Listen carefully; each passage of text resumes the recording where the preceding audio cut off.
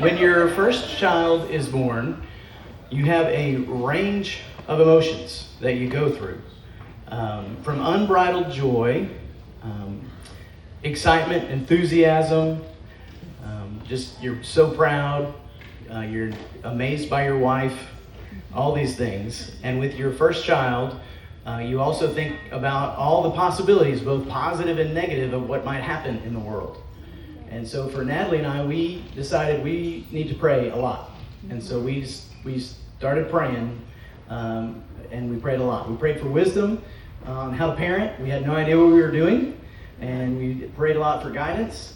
And we also started praying that someday God would prepare a godly young man for our daughter.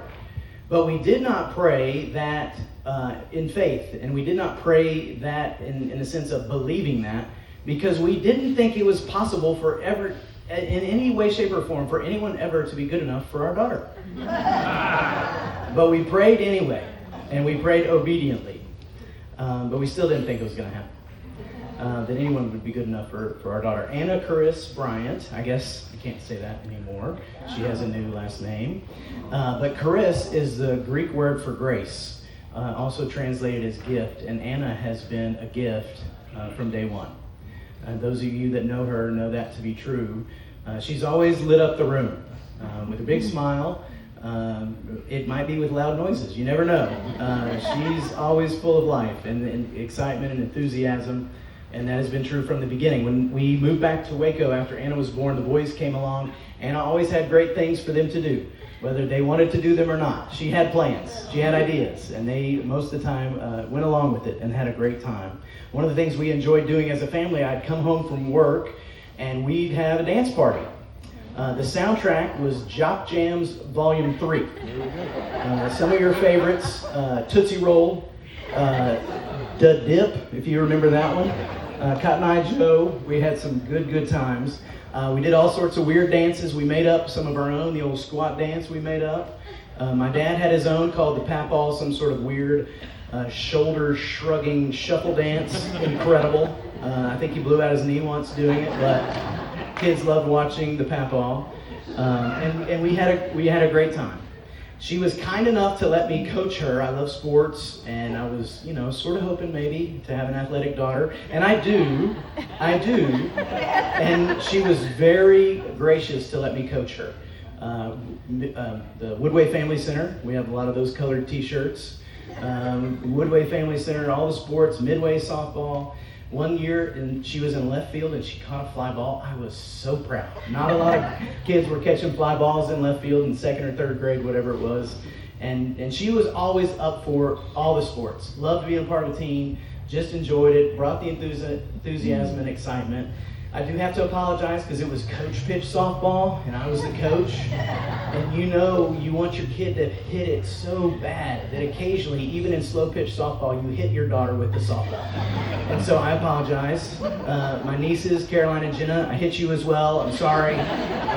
It's tough, okay? It's tough to hit your bat exactly when you swing it, and it's a bad pitch. So I'm sorry.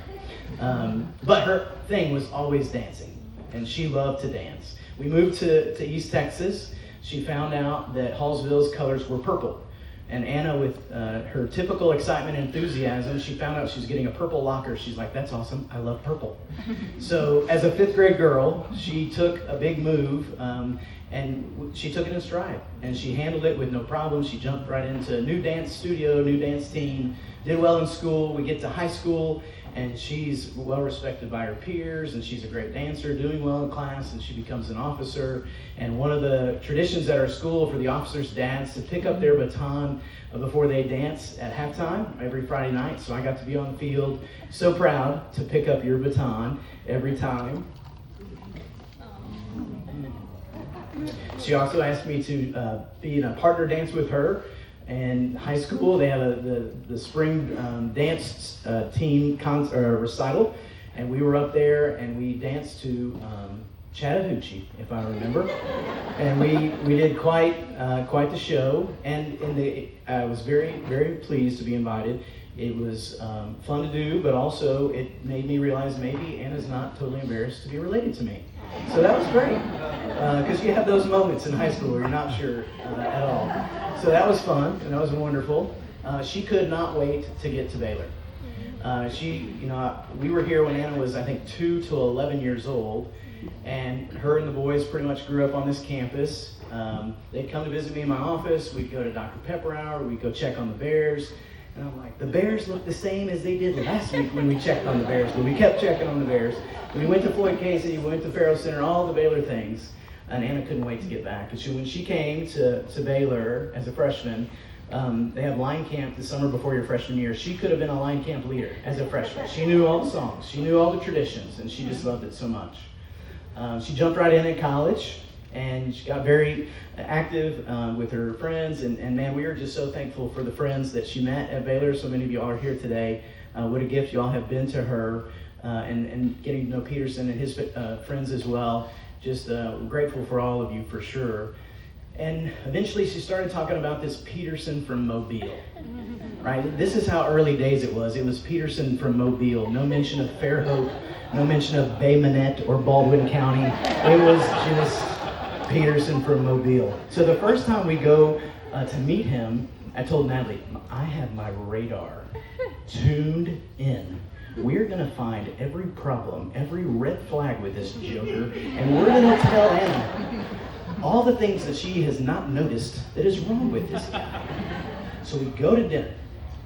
Natalie and I afterwards, we put our heads together, and we're like, what did we miss? And I'm like, this Southern gentleman stuff, I think it's a sham. So we spent a little more time with Pete. We go to Baylor, hang out with him, do some things. And one time, Anna called us on the weekend. And she was telling us about what she did on the weekend. And she didn't say anything about Peterson. So I just asked, you didn't mention doing anything with Peterson? She's like, oh, he was working this weekend. I was a little confused because I knew he had a work-study job.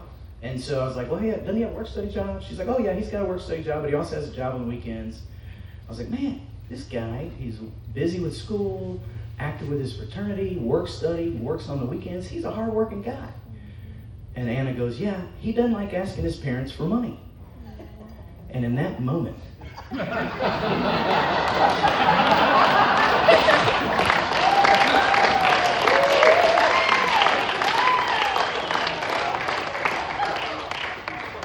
that's when I fell in love.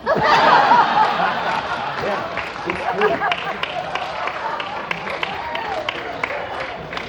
That had not been our experience with our college-age student. So I began to wonder, could this be the one? So Peterson starts hanging out with our family more, coming to Easter, and he was so sweet to my parents, to Natalie's parents, to our boys.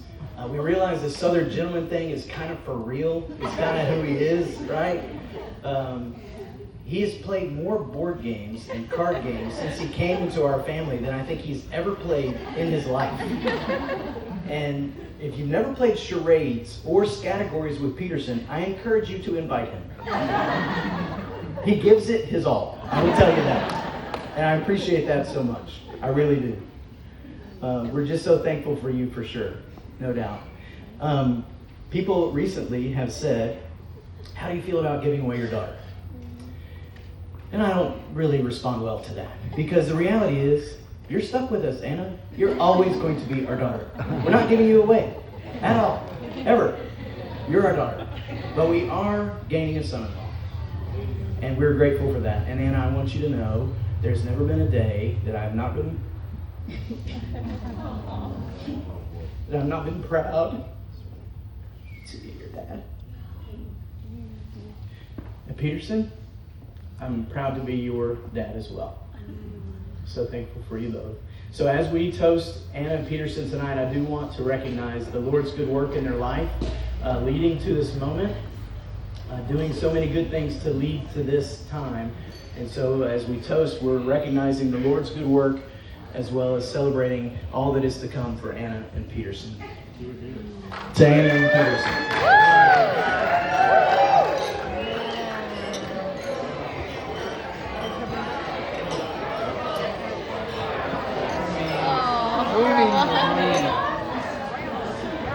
poison.